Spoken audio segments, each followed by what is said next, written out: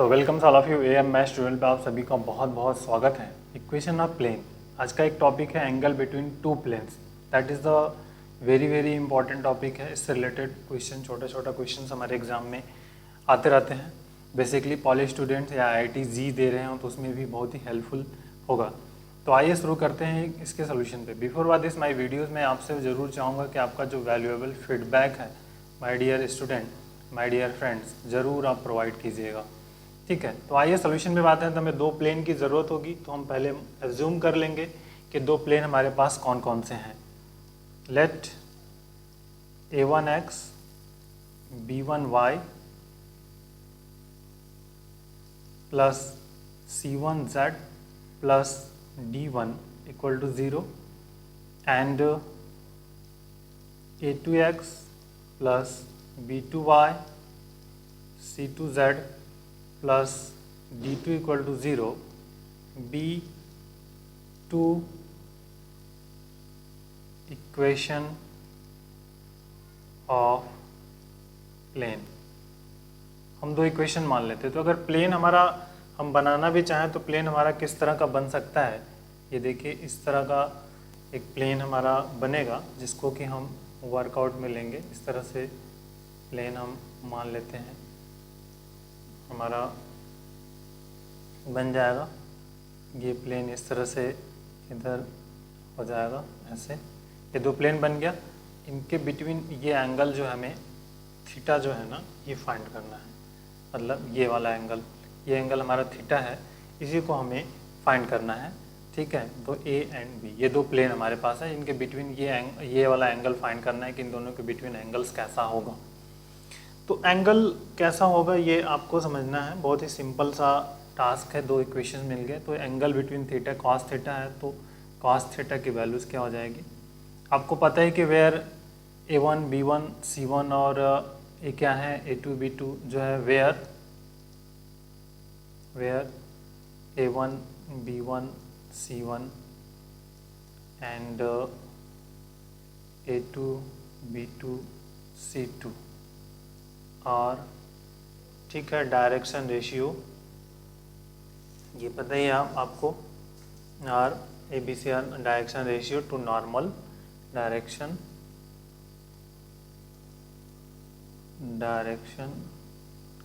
Ratio, ठीक है, of normal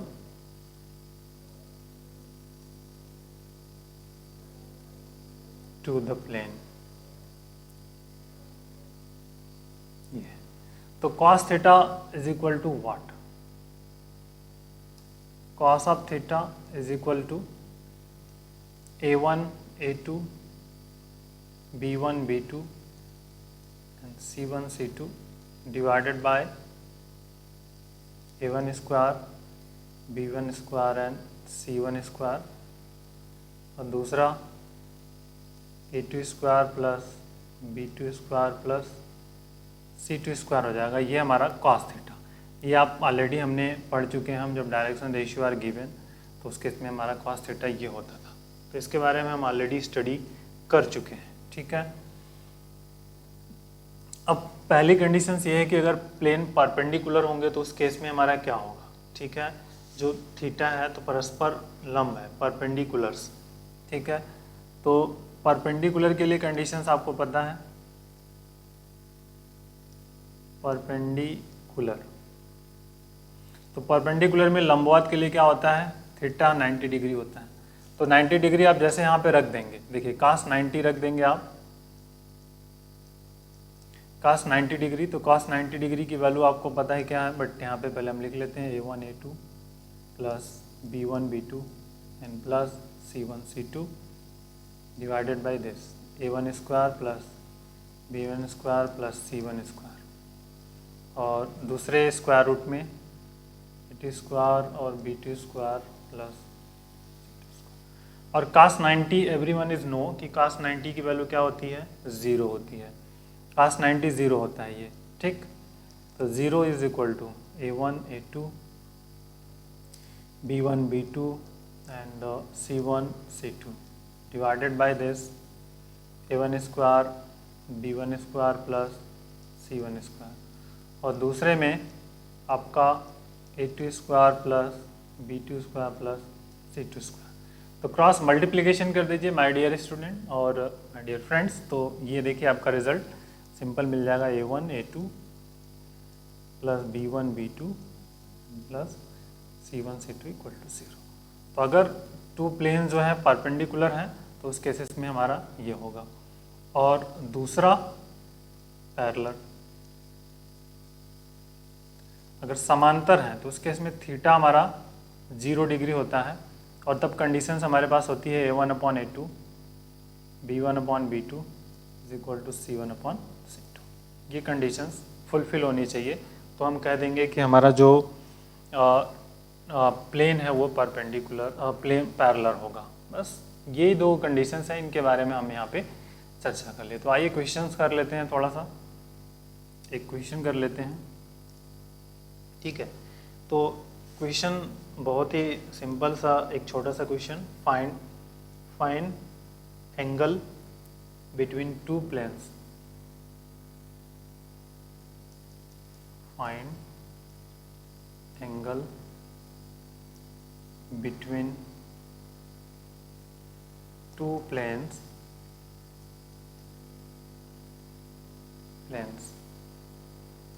whose equation are।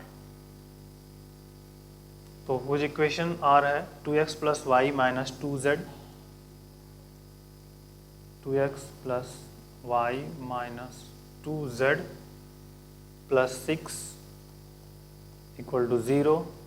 And दूसरा हमारे पास है 2x minus 3y, 2x minus 3y plus 6z plus 18 equal to 0। ये दो इक्वेशंस हमारे पास अवेलेबल हैं। तो हमें अब इनके बिटवीन एंगल को फाइंड करना है। तो सबसे पहले हमें a1 a2 b1 b2 को फाइंड करना होगा।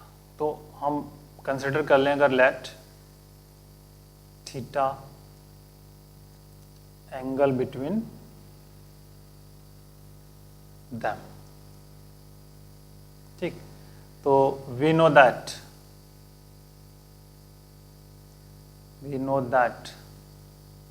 cos theta is equal to a1 a2 b1 b2 प्लस c1 c2 डिवाइडेड बाय आपका होता है a1 square b1 square plus c1 square under root.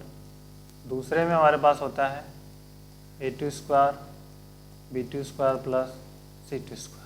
But how to find the a1 a2 b1 b2 c1 c2, तो ये एक important है।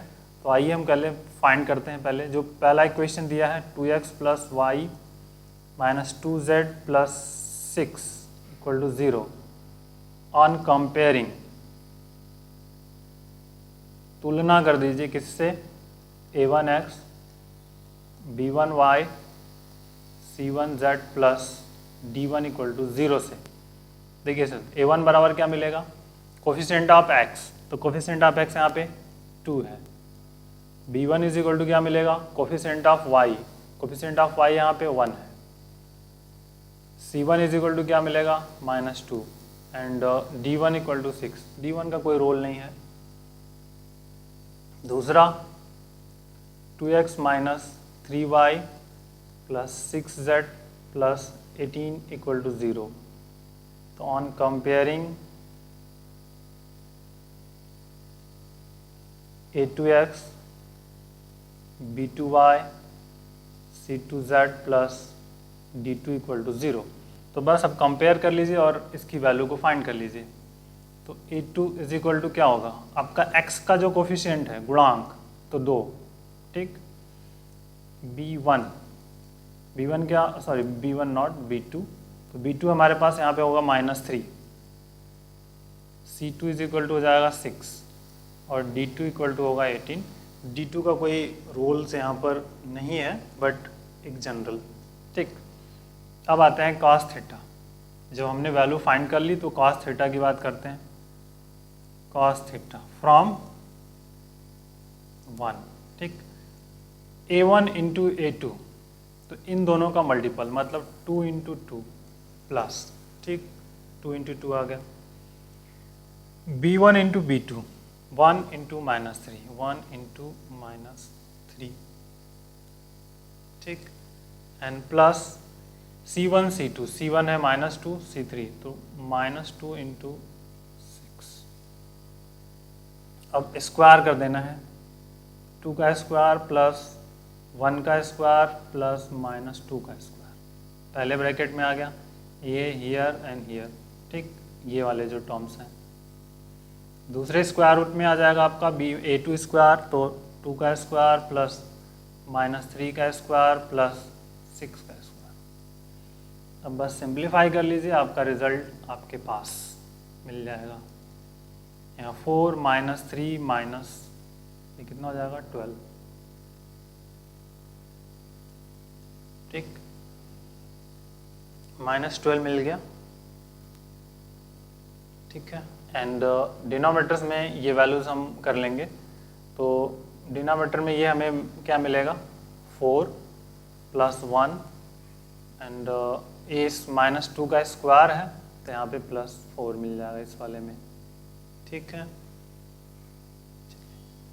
And दूसरे bracket में 4 + 9 + 36, ठीक, ये हो गया -11, यहाँ कितना हुआ 9 मतलब ये 3 मिल गया, 9 का 3 हो गया और 36 9 45 इंटू 7 ये हो गया, तो -11/27, ठीक है, सॉरी नॉट 27 इज 21, ठीक है।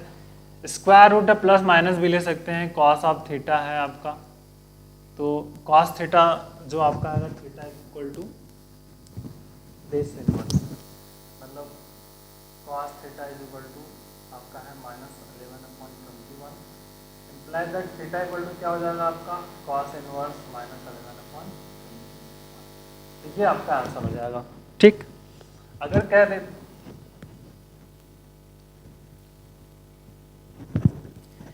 यदि कह देता है कि आपको सिर्फ find out the acute angles, सिर्फ अगर यहाँ पे क्वेश्चन होता कि एक्यूट एंगल्स या न्यून कोण, ठीक है, तो न्यून कोण अगर हमें फाइंड करना होता तो हम इस माइनस सिंबल को छोड़ देते, तो हम सिर्फ क्या लेते cos थीटा इक्वल टू 11/21, तो implied that theta is equal to हो जाता है आपका cos इनवर्स 11/21, ये हो जाता है आपका। तो ये ध्यान रखना है, क्योंकि यहाँ पर जब इसकी वैल्यू निकालेंगे तो ये +-1 + भी तो मिलता है, उसको निगलेक्ट कर देते हैं हम, लेते नहीं जनरली, बट ये है। तो न्यून कोण अगर पूछता है आपका एक्यूट एंगल तो ये लेकर के हम सिर्फ ये प्लस वाली वैल्यू लेंगे, अदरवाइज ये सही है आपका, कुछ नहीं पूछा है तो हम कुछ नहीं लेंगे, फिर ये आपका आंसर सही हो जाएगा। तो इस तरह से स्टूडेंट हम इन क्वेश्चंस को कर पाएंगे। तो आइए मैं एक क्वेश्चंस आपके लिए दे रहा हूँ, आप कोशिश करिएगा इसके और मुझे बताने की कोशिश करिए कि what is the angle between them, क्या हो जाएगा। तो ये आपके लिए एक बेसिक और एंगल आप मुझे बताएंगे कि इस प्लेन उसके बिटवीन जो एंगल हम अगर निकालेंगे तो क्या मिलेगा, ठीक है। तो ये एक बहुत ही इम्पॉर्टेंट क्वेश्चंस रहेगा। चलिए, तो मैं क्वेश्चंस आपके लिए दे रहा हूँ। क्वेश्चन कि find angle between the planes, find angle between the plane x + y + z + 1 equal to 0 and 2x - y + 4z + 4 equal to 0, इसके बिटवीन आपको एंगल्स फाइंड करके मुझे बताना है। तो ये एक इम्पॉर्टेंट टॉपिक है, एंगल बिटवीन टू प्लेन्स, और इम्पॉर्टेंट भी है कि हर बार आपसे एग्जाम में क्वेश्चन पूछता है। So take care, thank you.